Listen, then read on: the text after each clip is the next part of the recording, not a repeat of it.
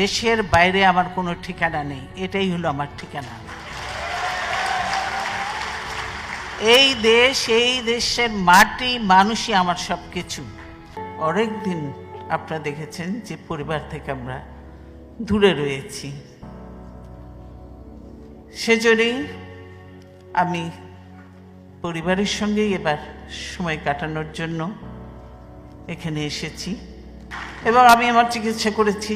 আল্লাহর রহমতে আমি ভালো আছি, সুস্থ আছি। এবং যদিও পরিবার তো বহুদিন পরে দেখা, কাজে তারা ছাড়তে চায় না, আরও থাকতে বলে। কিন্তু আপনারা প্রত্যেকে জানেন যে দেশের কি অবস্থা, এবং এই মুহূর্তে আমাকে দেশে যাওয়াটাও প্রয়োজন, সেজন্যই আমাকে যেতেই হবে।